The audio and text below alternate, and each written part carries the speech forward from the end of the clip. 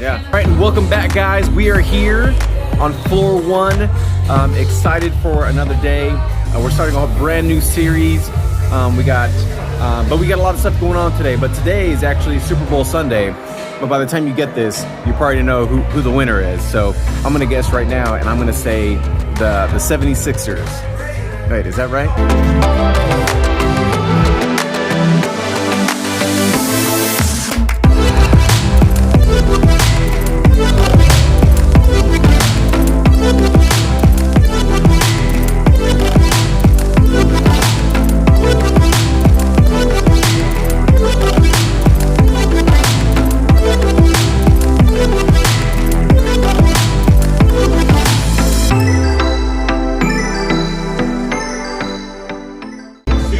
Fundraiser up in the gym, yeah. High five, fist bump.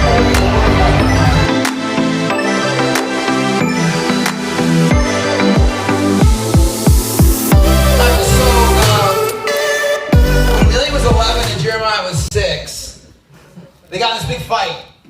And they got in the fight because Jeremiah kept making up stuff about Amelia that wasn't true, and he'd come tell me. And Amelia was getting so upset because she thought like I would believe it because Amelia we're the same, we like to follow rules. And so I was trying to get Jeremiah to stop, and he wouldn't stop. So I set the kids down. I said, hey, I want to tell you guys a little story. No. Give me that story. Yeah, it's that story. I want to tell you a classic story about the boy who cried wolf. Anyone ever hear the story about the boy who cried wolf? Anyone know the story? Okay. If you don't know the story, I won't go into detail, but long story short, there was a boy who would lie that this wolf was coming out from the woods to eat the sheep, and he would tell the villagers, there's this wolf, and then the villagers would come and ready to attack the wolf, and then there wasn't, and then he'd be like, ha ha ha, I got you, and he kept doing it over and over again. Well, he did it so much that when the wolf actually came and he ate the sheep, the villagers didn't come, and the boy watched as the wolf ate the sheep. And so, it's a great story, except not the way I tell stories. Oh, no. I, am real deep, theatrical, intense. And so, when I get to the part where the wolf is eating the sheep, I am just in it. And I'm watching the eyes of Jeremiah, hoping and praying that this is going to stick, and he won't tell a lie ever again. Well, the only problem with the story was I traumatized the wrong kid. I traumatized the good kid. That way you heard Amelia scream. And any time now, this was 5 years ago, and I say, hey guys, want to hear about the boy who cried wolf? Amelia goes, no! And she just runs out of the room. It was such a traumatizing experience. Nothing like a traumatizing story to teach your kids a lesson. Anyone ever had one of those before? Your parents tell you a traumatizing story to try to teach you a lesson. You don't remember the lesson. You just remember how traumatic the story was in your mind, right? Well, stories are like that. Stories are meant to teach us lessons because they make learning lessons a little bit easier. And so today we're going to be starting a series of talks all about some really famous stories out of Scripture. And there was no greater storyteller in history than Jesus. Man, Jesus was just good at telling stories. He told stories all the time. The reason why he told stories all the time was because in the stories, he revealed to people the heart of God. Sometimes you just need a story. Anybody like stories here? Sometimes they just need a good story to understand something. I'm a story guy. I love stories. I believe this. I believe that a great story has the potential to take you on a journey you never knew you needed. Like, anybody ever watch a movie before and you just thought you were going to go see a movie, and then afterwards you were just moved by what you saw? Like, it changed you forever. Like, you had no clue that you needed that movie, that story in your life. And so I love stories. I'm a big story guy because, basically that's what you do if you're a preacher. You just tell stories. And so Jesus was a story guy. I'm a story guy. And to kick off this series, we're going to talk today, in this little bit of time that we have, the most important story that Jesus ever told. Week one, we're just going to go for the biggest story that he ever told. And I think this morning, some of us need to hear this story. We need to be reminded of who God is. And so the story picks up in Luke chapter 15, verse 1. We've got it up on the screen. It says this: tax collectors and other notorious sinners often came to listen to Jesus teach. This made the Pharisees and teachers of religious law complain that he was associating with such people, even eating with them. So we got to hit pause for a second, because before we actually talk about the story that Jesus shares, we need to first talk about who was in the audience. Because here's something everybody needs to understand. When it comes to Jesus, there is always an audience. There's always an audience. Meaning this: everybody's got to figure out what to do with Jesus. Everybody. He is the most polarizing, most controversial, most talked about person in history. Everybody's got to figure out what they're going to do with Jesus. And so either you accept Jesus as this incredible human being who came to this earth, did a lot of really good things, taught a lot of really good stuff, and then just died. Or you got to accept him for who he said he was, which was all those things, but was also God, because after he died, he walked out of a tomb 3 days later. You just got to make a decision on what you're going to do with Jesus. So we got to address the audience first, because there's two different kinds of people in the audience. There's sinners and there's saints. So there's sinners in the category that, not the way you and I maybe understand the word sinner. Oh, am I dead? That's okay. All right. We got to back up. We got to back up.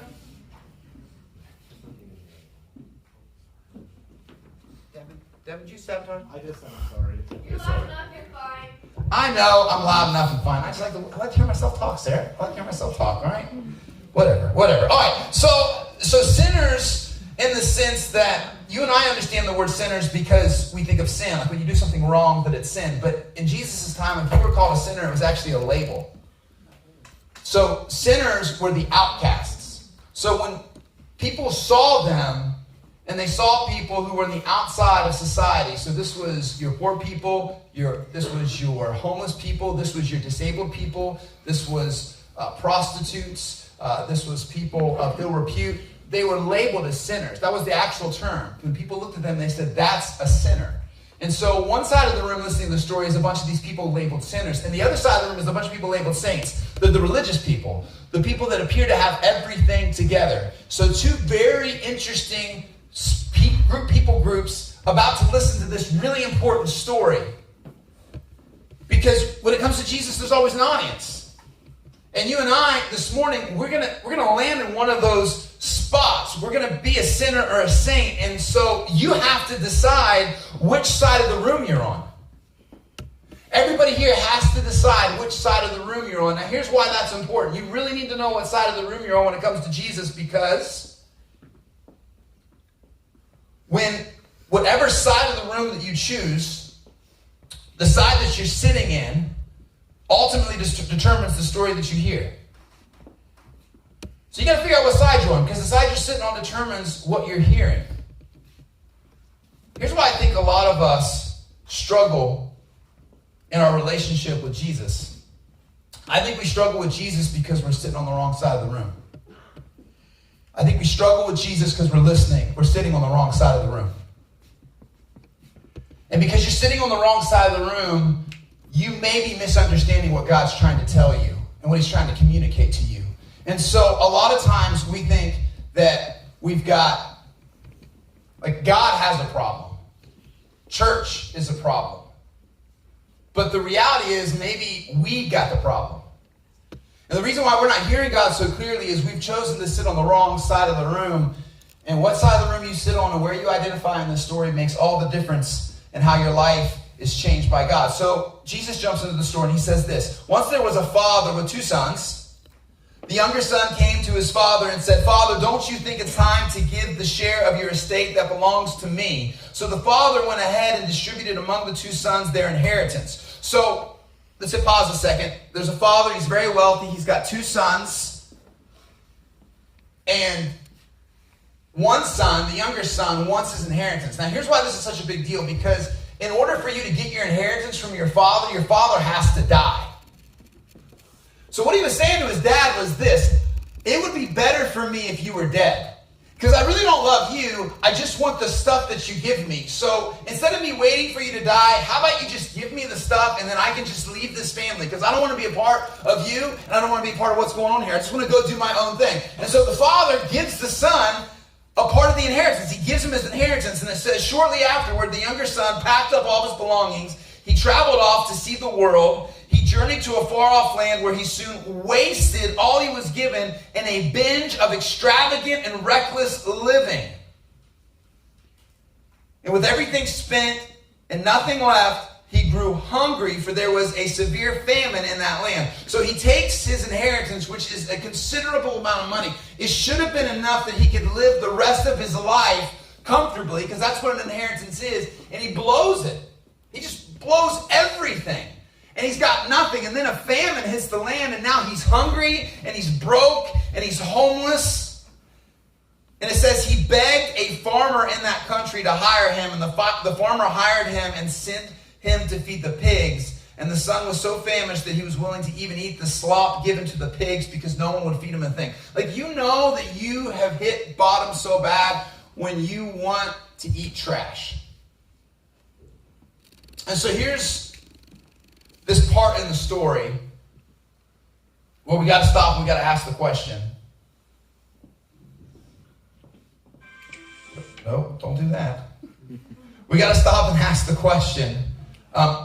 Who do you think identifies themselves with the son? What side of the room do you think identifies himself at this moment with the son? Probably not the saints. As a matter of fact, probably what's happening in this moment as Jesus is telling the story, one side of the room is sinners, one side of the room is saints. The people who are the saints, who are the religious, who are the elite, are looking down on the sinners with disgust and judgment, thinking, you hear that? He's talking about you guys, you dirty, filthy, selfish sinners who've taken your life and just did whatever you want with it. He's talking about you. At that point, you got to imagine these self-righteous saints are like, come on, Jesus, give it to him. And so as these guys are hearing this story, you have to almost feel the weight of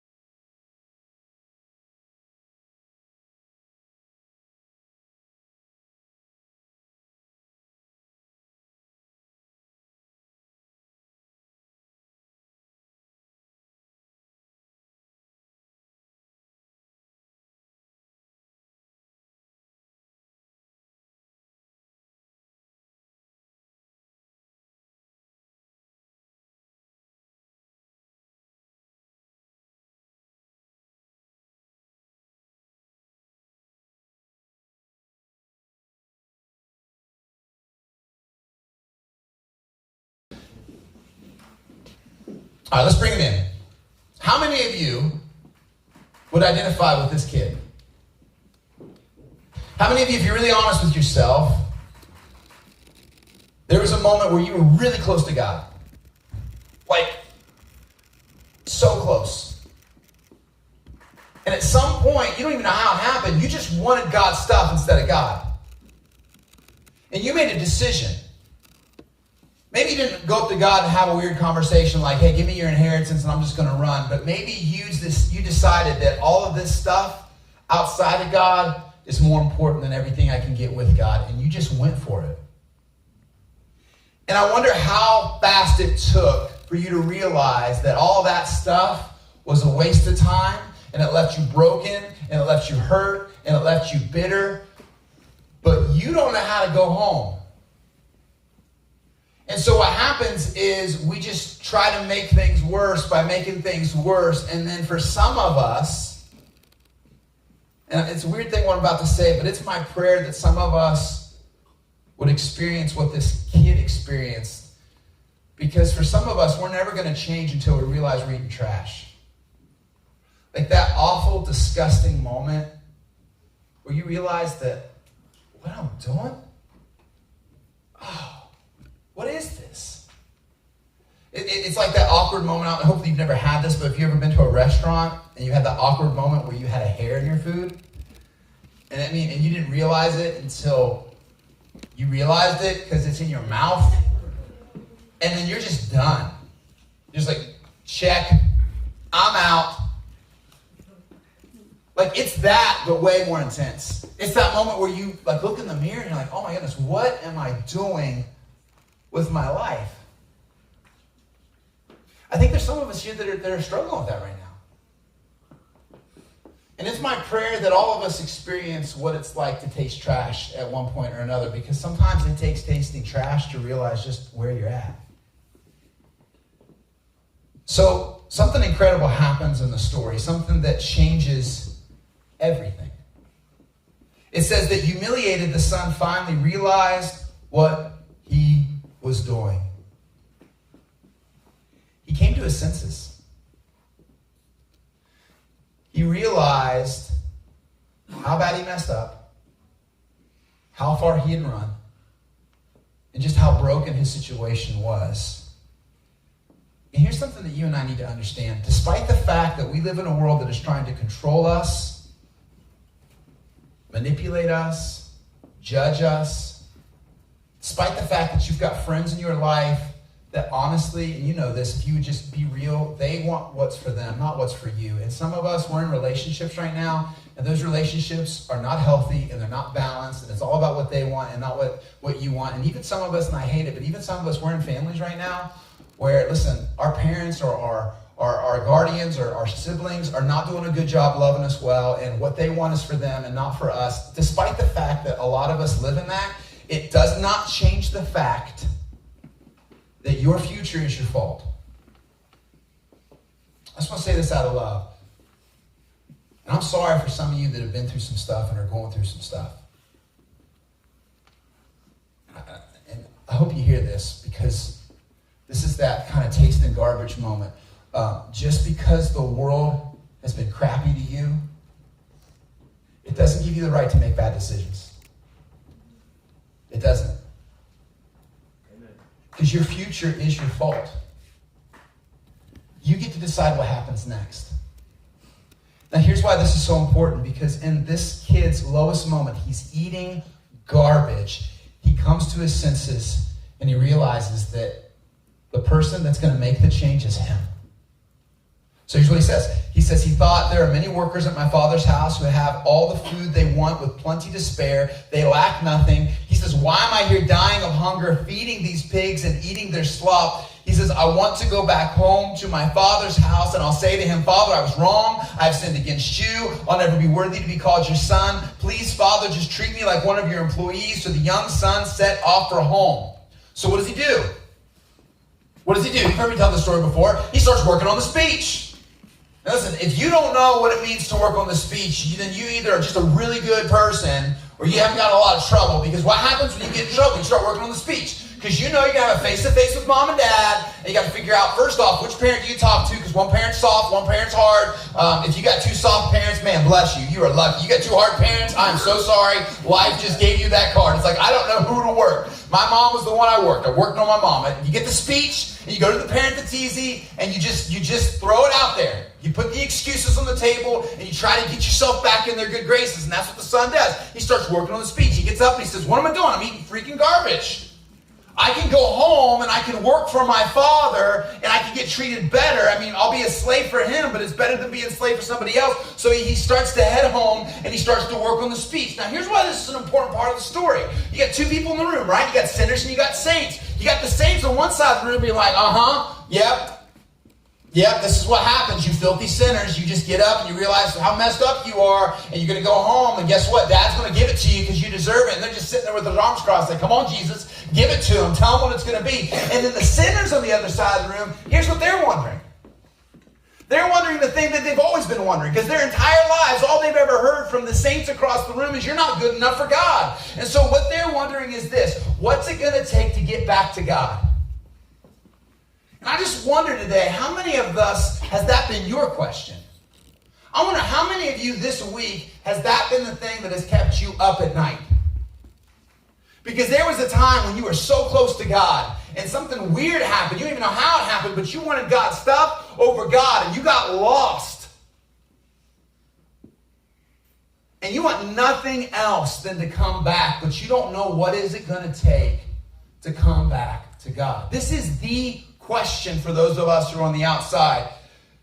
Because if God is real, All right? If God is real, then what happens to me? Okay, so you got to do something with Jesus, okay? Either he was just this great human being who walked the earth and died, and that was it, and okay. Or he actually walked out of the tomb. And if he did, that means he's God. And if he's God, you and I, we have to figure out where we stand with God. Because anybody who defeats death, and anybody who defeats hell, and anybody who defeats sin, they're the ones that make the rules. And it doesn't matter what kind of life you lived, and it doesn't matter what kind of influence you have, and it doesn't matter all the good deeds that you did. At the end of the day, all that matters is what he thinks. So if God is real, then what happens to me? Or maybe more specifically, what is God's reaction to our rejection of him? Let's just be real. Any moment that you have a choice to make, and you choose to be faithful, and you choose to pursue the heart of God, and you choose to be everything he told you to be, or you choose what you want, and you chase after what you know is not right, and you chase after what you know is broken. If you choose that road, you are rejecting everything about God. That is what sin is. You are saying, essentially, God, I don't need you. God, I don't want you. And this thing right here is way more important than you.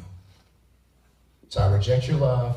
I reject your relationship. I reject it all because I want this. So what do we do if God is real and he's all powerful and God makes the rules? What do we do with our rejection of God? Honestly, I think the answer terrifies us. And I think that's why we're so scared to move. And that's why we don't move. We don't change. We just stay where we're at because this stupid stuff I'm in, at least I'm used to it. And I'll just stay here and I'll just hang out here. Well, I'm thankful that Jesus doesn't let us try to just assume what the answer is to that. Jesus actually gives us an answer. And the answer that he gives is the most scandalous thing you will ever read in all of the gospel. And here's what he says. From a long distance away, his father saw him coming, dressed as a beggar. So the father looks up. And I wish I could just get more into this and the father and what this means, because what that tells you is that most likely this father every day waited for the son, which is just unbelievable to me, that he waited for the son to come home. We don't have time to get into that. So the father is standing there and he's waiting and he sees from a distance his son coming dressed as a beggar. Listen, here's something you need to understand about fathers and about kids. The dad always knows his kid. Like, listen, no joke. If there's a room of crying babies, I can tell.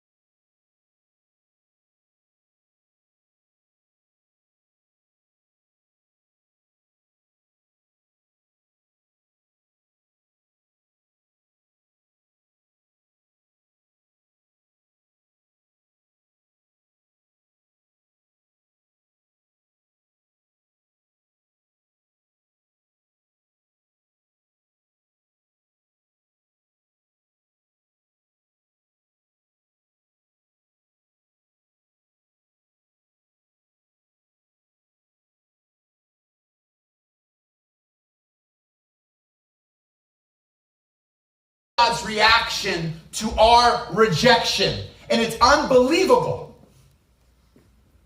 That despite how many times you reject the God of the universe, despite how many times you look at him and say, no, I'd rather have your stuff than you. I'd rather do this than spend time with you. I would rather lay in filth and eat trash than be with you. Despite how many times we reject God, his reaction to us is always the same. Bring the robe, bring the ring, get the steak. Because who was once dead is now alive.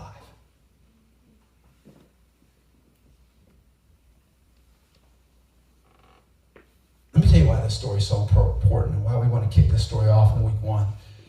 There are so many of us in this room who have given up on ourselves, and we have given up on God because you have done some bad things and you have messed up big and you have gone too far, and somewhere along the line you bought into this lie that the only way to fix what happened to you is to try to somehow be a better version of you.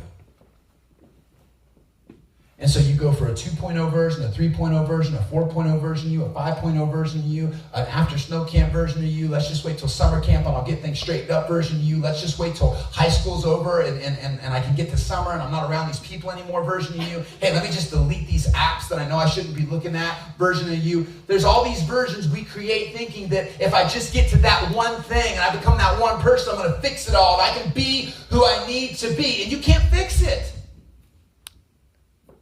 This is the point of the story. And some of y'all, you're exhausted because you've been trying to fix yourself. You will never, ever, ever fix yourself. The whole point of the story, the whole point of the gospel, the whole reason Jesus came to this earth was for us to know this today. You don't have to be fixed to be found.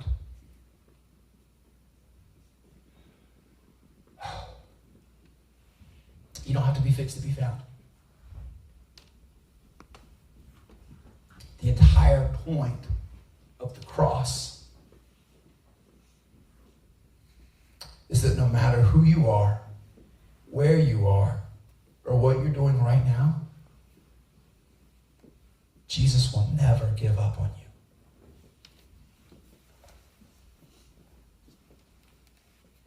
Like right now.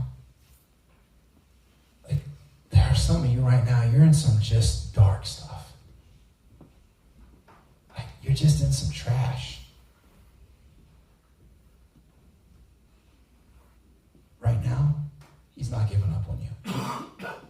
And maybe you're not in it anymore, but you were in it, and you're still recovering from the trauma of that, and you've given up on you, but let me tell you something, he's never given up on you. Jesus will never, ever give up on you. There's a similar story that happened about 2,000 years before Jesus. I wonder after reading about the son if this story gave his inspiration to tell this story, but there was this prophet named Hosea. And if you don't know anything about a prophet is someone who literally spoke for God. So God would speak to the prophet would speak to the people. And so there was this prophet named Hosea, and God told Hosea, I want you to go into the red light district, and I want you to find a prostitute, and I want you to marry her. Hosea's like, what? I thought you said, go marry a prostitute. That's so weird. Well, what did you, no, I want you to go marry a prostitute. I want you to take her as your wife, and I want you to build a family with her. Because your love for this woman is going to show the people my love for them. So Hosea goes into the slums and he finds a prostitute and he buys her. He purchases her out of the sex trade. He brings her home. He cleans her up and he marries her. And Hosea and this woman build a family together. They have 3 kids. And then one day Hosea comes home and mom's not there. Hey kids, where's mom?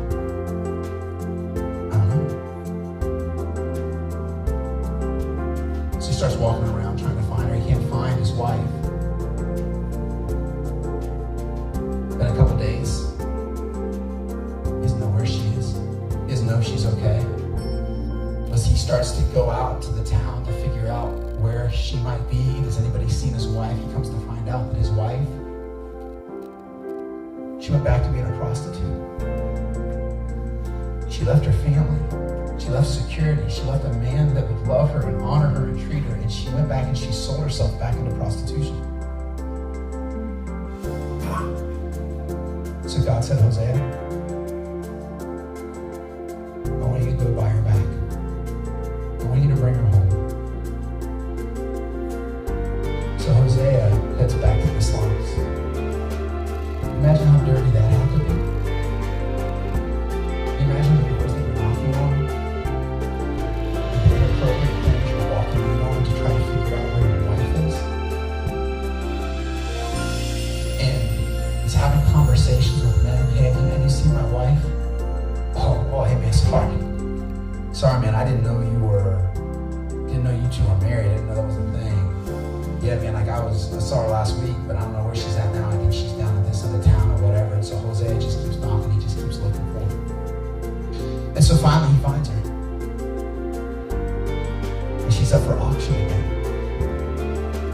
And in a room full of disgusting, broken, sinful men, Hosea has to bid for his wife. He doesn't win. He buys her back. Like, can you imagine that exchange? And he walks up to her, he grabs her by the hand, and she looks him in the eye. And Hosea takes her back. And he restores her.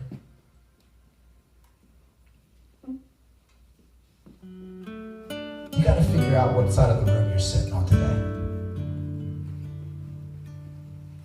Because the side of the room that you're sitting on determines the story that you hear. Someone needs to hear this. You are worth finding.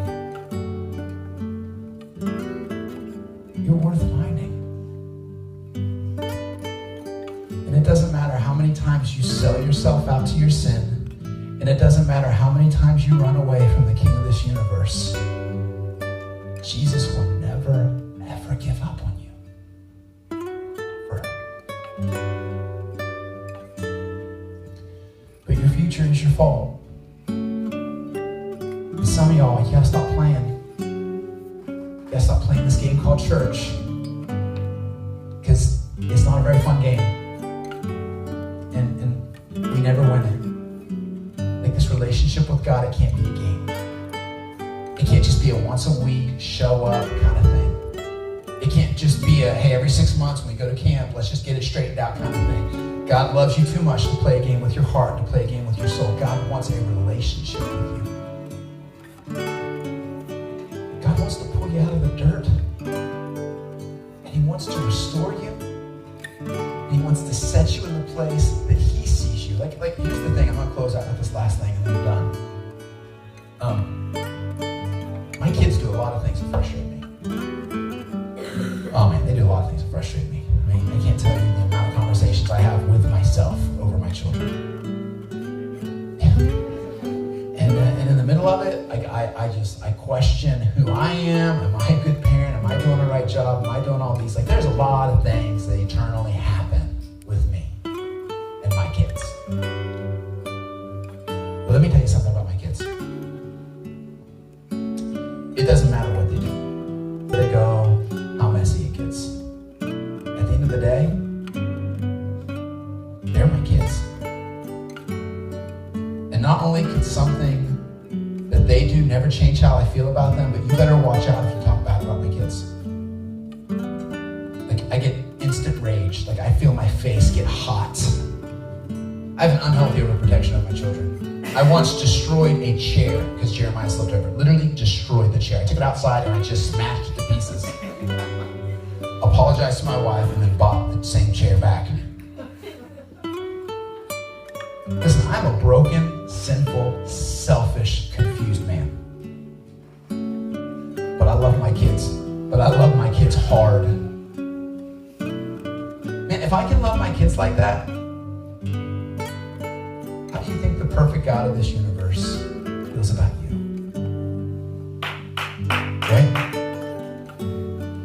y'all just gotta let him in.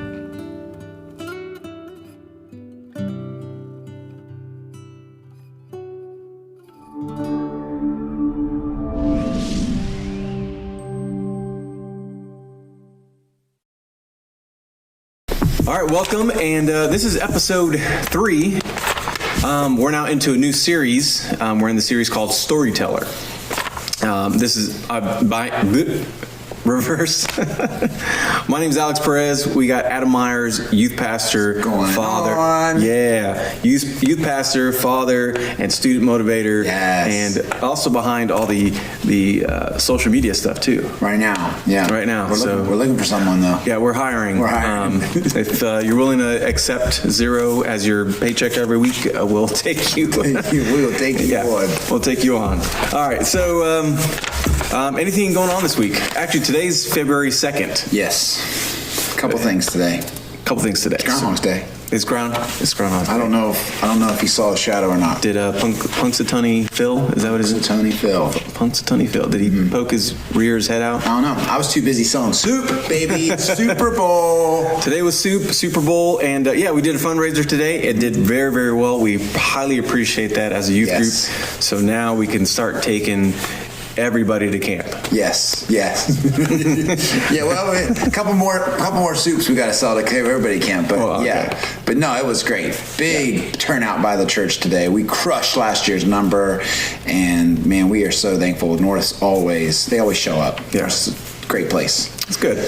So that was good. And then tonight, what is tonight? Tonight is the Super Bowl. Yeah, I'm Rammer House. My team's gonna win, the 76ers, baby. There's not a 76ers in the football team. We can make a bet. You want to bet on that? No. I used to live in Vegas, and I know that you don't take a bet that you can't win. It's true. So we can't promote betting on the podcast. No. That's not good either. No. Yeah, so my hope for the Super Bowl, above the commercials, above the halftime show, above even who wins. I do love the commercials. I just want to see how many people we can cram into the Brammer House. Every year it's been more. So I think the first year we had 50. Last year we had 70. I'm hoping we get 90. That would be awesome. Yeah. I'm hoping that we just shake that house up, but it's going to be fun. It's always a good night. That's a multi-level house, but we could probably cram it with 40, 50 people. Yes, I mean, you imagine if we get 90 plus, that would be a story to tell. Angie, I'm sorry. That would be a story to tell. Actually, speaking of storytelling, now that we're in the series called Storyteller, I thought the first talk today was really good, opening up with the parable, Prodigal Son. Mm-hmm. Not the parable. It is a parable. Parable of the Prodigal Son. The parable of the Prodigal Son, which is really good. And the bottom line was to let them know that you don't have to be fixed to be found. Yep. You don't have to be fixed. You can be found. That's the main thing.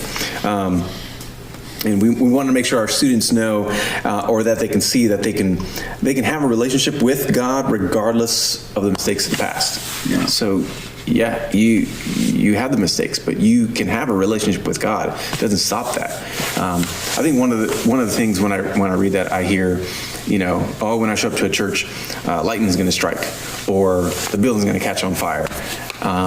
And I've yet to see that happen. No, I mean, there's probably a story somewhere. If you search hard enough, you're gonna find something that happened. Yeah, the coincidence of that happening. It could happen. That's not how God operates, but it's true, and that's the problem that holds us back so much, is that there's so many of us that have made enough mistakes and we've gone far enough, and we just think there is no way I can get back to God, and that's not true. It's not true at all. Yeah.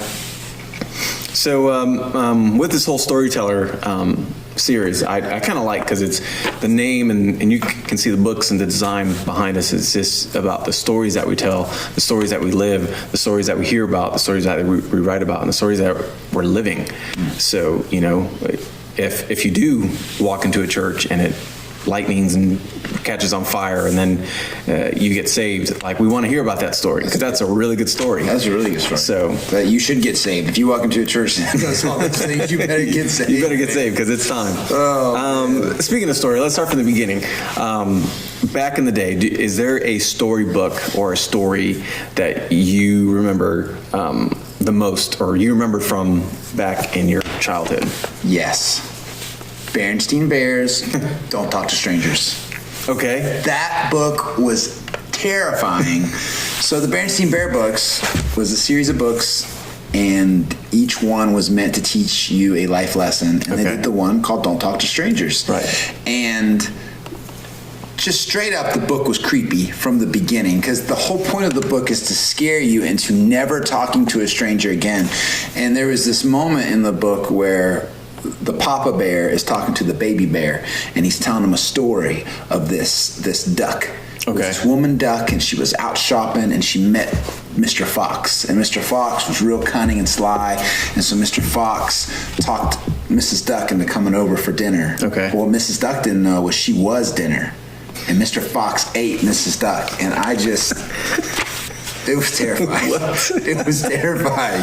I didn't talk to anybody. I was so scared to talk to strangers, I didn't even talk to anybody in my own family. I was just traumatized I still won't read the book.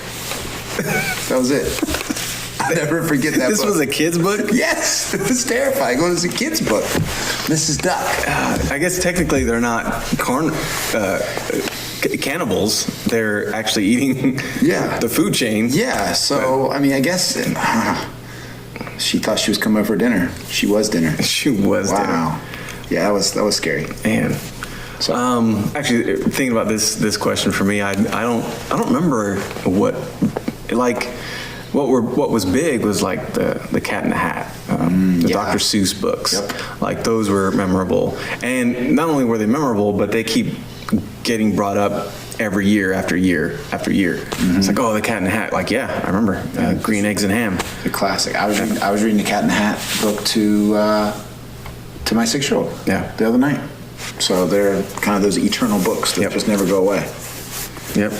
That's a way better book than Don't Talk to Strangers. What book do you think nowadays would be like stand out? Like, for me, I think all the Harry Potter books are still strong. Like, those have been like, what, 10 years ago, 15 years ago? Yeah, at least, 10 years ago. And those are still going strong.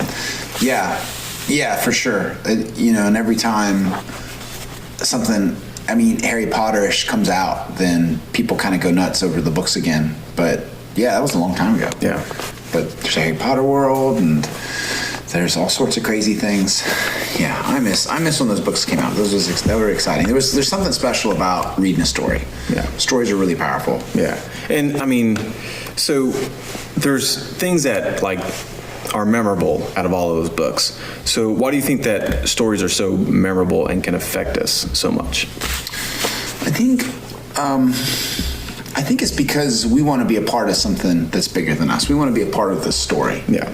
And really it's a gospel thing. It's because there's this desire inside of us to have this relationship with God, and we want to be a part of this greater thing. And so because of that, I think when we read a story, it has such a big impact, and that's why we love movies so much, and we get so drawn into stuff that's on Netflix. We want to be the hero. Yeah, exactly. Yeah. We want to be the hero because I think we all know something's wrong inside of us. There's a brokenness in us, and we want to fix it, and we definitely don't want anybody else to fix it. Right. Because that's tough to admit when you're wrong and you need help. So you're right. What you said, we want to be the hero. Yeah. That's, movies are kind of changing that a little bit, but anytime we see a movie or read about, a certain person, there's got to be a hero and a villain in order for us to see ourselves with the hero. If the hero just kind of went through a day-to-day life, it would be basically, that'd be the first time I've ever read a vlog. You like, hey, this guy just woke up and he's eating cereal and he stubbed his toe. And he flipped on the TV and he went to work and he came back home and he went to bed. Yeah. Great. I don't really see myself in that hero's shoes at that point. Yeah. But there's other things that happen in the story. Villains, whenever they write movies, they say that they have to almost without killing the main character, just give them a hard life, a hard time, and that's what makes people love those characters. Well, that's why Jesus told stories all the time. Parables. Yep, parables. Because they revealed two things. They revealed who we are. Sometimes it's hard to describe what we're going through. Right. And then you hear a story and you're like, that's me. Yeah. So it reveals who we are, but most importantly, it reveals who God is. Sometimes it's hard to figure out, how do I understand God? I can't see him. I can't touch him. How do I understand him? Right. And these stories open these ways. And so when Jesus told these stories, what he was saying is, this is how God feels about you. And it's just, there's something about hearing it that makes it connect, which is why the story of the prodigal son, like you were talking about, is, I mean, it's kind of the story. So let's dissect that a little bit. I don't know how far, are we continuing that next week? No, it'll be a brand new story next week. Okay, so no spoilers. Each week, no spoilers. Okay. Each week's a new story. So let's dissect that. Yeah. The whole as a whole. Maybe what do you call those notes? Cliff notes. Cliff notes. Maybe we can do some cliff notes. It's on old school. Yeah. That's a late '90s reference. Yes, cliff notes. So it's a dad. We got two sons.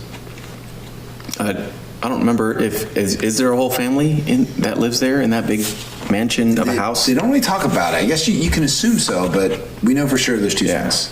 So, and then the son realizes one day, he wakes up one day and says, I want out of here. How do I get out of here? Oh, that's right, I need my dad's inheritance. And when you say that, you say, Dad, I want my inheritance. That's basically what you're telling your dad is, I wish you were dead so I can take your money now. Mm-hmm. Yep, that's the way it was culturally back then. You didn't get your inheritance until your dad died. Yeah. So that was a pretty disgraceful thing. And the dad could have slapped him in the face and said, go back to your room, you selfish little boy. But he didn't. The dad gave him his inheritance. And then a kid, we'll call him a kid, now goes out into the town and he has all this money. And if if you're a kid or an adult that has a kid or somebody that knows somebody with all of a sudden all this wad of cash in their pocket, what do you think they do with that? I've seen it happen firsthand. I have my son. He's a great son. He got his first job, got his first paycheck, and that paycheck blew by pretty quickly. Gone.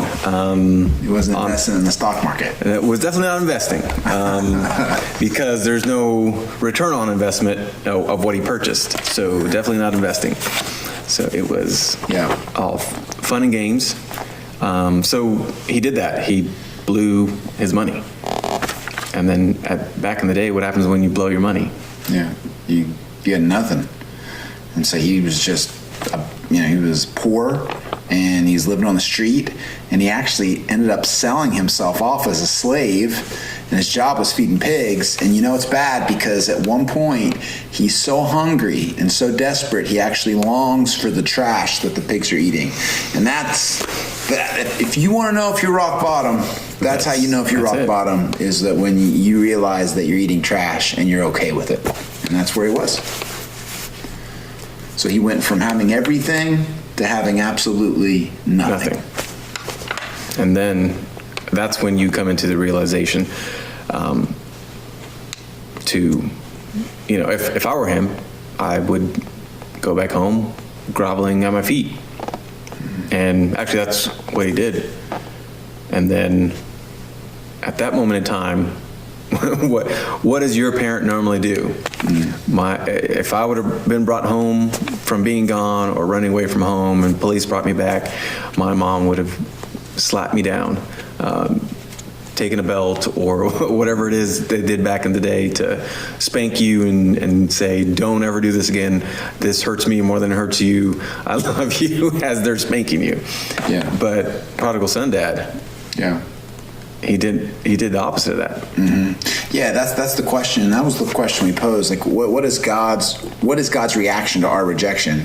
Because that's really what happens. And anything we want more than we want God, we are rejecting God. Yeah. And so, with all the audience at the edge of their seat, wondering how does God react to us when we reject His love, Jesus says that the Father runs to the Son and embraces him and forgives him. He restores him, and in so doing, he shares with us the heart of God. That despite how many times we reject him, he forgives us. He takes us back. He loves us. He makes us clean. So let's back up a little bit. So he has a brother, right? Yeah. So at the time, what do you think the brother was thinking or was going through at that point in time? Yeah. Like before he left? Yeah. Was it like a good riddance? Or was it like, no, Johnny, stay here. You need to stay home. We love you. Yeah. We didn't get into the brother today in our talk with the students, but that's the whole other side of the story, because there is two sons. But I would imagine he was like, you know what, just go, man. I'm sure that he heard this brother talk every day about how he wishes he could be on his own and he wishes he could leave and all this. And I bet he was just tired of it. He's like, just go. Just chase after me and get out of here. Yeah. And then he leaves, and sometime later, he's chilling with his dad. He's doing what his dad says, working on stuff, doing stuff, running stuff. And then out of the corner of his eye, he sees dad running and hugging his brother that just left. Mm-hmm. I would have been like, you gotta be kidding me. Yeah. No way is he coming back right now. And no way is my father running to hug him. Yeah. Maybe running to clothesline him. Be like, get out of here. What are you doing? Yeah. But no, yeah. And that's the other side of the story, that the brother has to come to terms with the fact that the broken son came home and was restored. He did everything wrong and yet was made right. Yeah. And so what do you do when you're in that moment when you're making everything right? You're doing all the right things, right? And the brother had to deal with that. And then we have to deal with that. We have to deal with that in our relationships with people outside of this place and inside of this place. Yeah.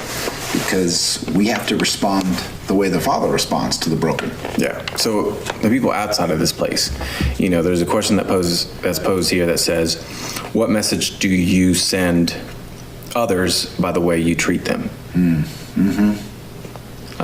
First thing that comes to my mind is the word self-righteous. Like, oh, you should not be in here because you have ripped up jeans, or you like, thanks for coming today, but why don't you come back next week with a tie on? For some reason those are simple things, but those things come to my mind. But being on the other side of that, like, I feel like I'm not wanted there. Yeah, and it's that's why the story is so important, and it's a very controversial story, because when Jesus tells it, there's religious people and there's sinful people in the room, and what he's saying is, it doesn't matter who you are, what you've done, or where you're at right now. You don't have to be fixed to be found. Jesus will take you the way you are right now. Yeah. And that's a hard thing for people that do the right things. Yeah. That's what I love. Actually, it's funny, I'm bringing it up. I don't even know the full phrase, but our church's motto about just coming as you are. Mm-hmm. Doesn't matter who you are. You can experience life change through Jesus Christ. Doesn't matter who you are, what you are, or what's happening, or the mistakes you've made before. You can experience life change through Jesus Christ. Yep. Because you're not always going to be the brother that makes the right decisions. Matter of fact, even the brother that's making the right decision wasn't even making the right decisions. He was just as sinful as his brother who lost all of his things because his heart was filled with anger and hatred and jealousy towards his brother. And to me, I think those are the more dangerous things sometimes, because they're hidden, right? So on the outside, you look like you've got it all together, but on the inside, you're kind of falling apart. And with the one brother, at least you knew what you were dealing with out of the gate. Mm-hmm. But the thing that's crazy, if you read through the whole story, the father shows the same love and compassion to both sons. Yeah. Because both sons are actually wrong. And at the end, he says, all that matters is that we're together. And we just got to be reminded that all that matters is that we're together. That as those of us who represent Christ, we are the hands and feet of Jesus.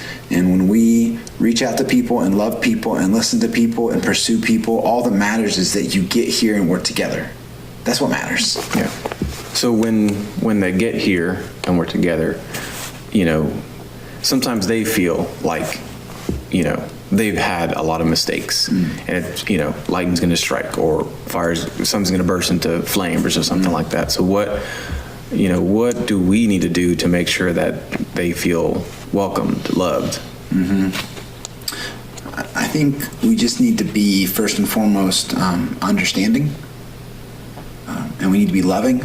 Yeah. It doesn't cost anything to be kind to somebody and to treat somebody like a person. And if we just would treat people the way Jesus treats us and treated other people, we talked about this, I think, in one of the other podcasts, but Jesus, he hung out with some just real sinful people. Yeah. When you looked for Jesus, that's where he was. And everybody had a chance with Jesus. Everybody. Yeah. Whether you were the elite or the bottom, whether you were healthy or sick, whether you were sinner or saint, it doesn't matter. Everybody had a fair shot at Jesus. Yeah. And I think people should have a fair shot with us. That's good. Here's a final question, and we can kind of hit on this for a little bit. How can the way we see people change the way we treat them? Yeah. Wait, did I say that right? Yeah. How can the way we see people change the way we treat them? Yeah. Well, someone told this to me when I was younger. I never forgot it. But, in order to know where someone's going, you got to know where they've been. Everybody's got a story. Yeah. Everybody's been through something, right? Yeah. And so if we could just take time and get to know someone's story, I think that would drastically affect the way that we see them and treat them. We say this a lot on floor one, but hurt people. Mm-hmm. And so when somebody's acting out, there's a good chance that it's because something happened to them. Right. And if we could just take some time to get to understand them better, I think we wouldn't get so caught up with some of the crazy stuff that people do. I think we would breathe a little bit and go, hey, this is a person. Yeah. And the God of the universe loves them, gave his life for them. And when the God of the universe looks at this person, he looks and sees that this is a child that he gave his life for, and we're no different than them. And we should be patient and loving and kind, and we should take some time to just listen to people's stories. Right. We don't do that enough. We just make judgments about people, and it's the whole thing. You should never judge a book by its cover. I'm talking about stories. That's a good analogy to say, because you don't know. Not only do you not know what someone's been through, but you don't know what somebody's capable of. There might be somebody you're writing off that could change the world if you just gave them a chance. That's huge. There's been multiple accounts of that already.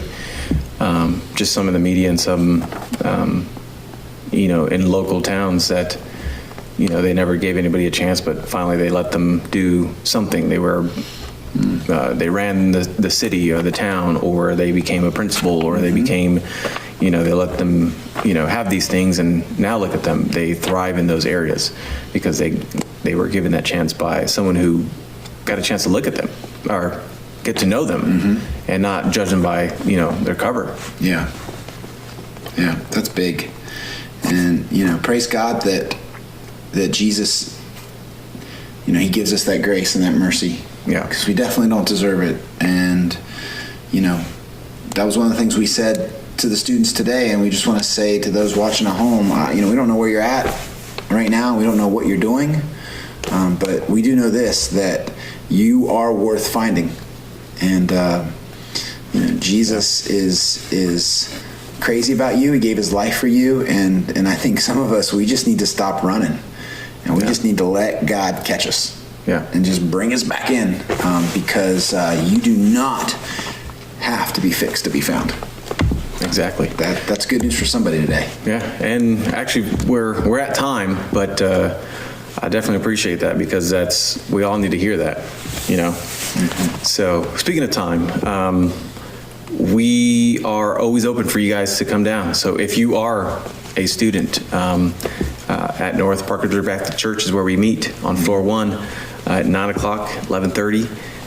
If you are an adult and you're like, well, I'm not a student, duh, yeah, you can come too. We promise nothing, we won't let anything burn up or pop into flames or anything like that. Church catches on fire, I'm running out. So I'm running. Yeah.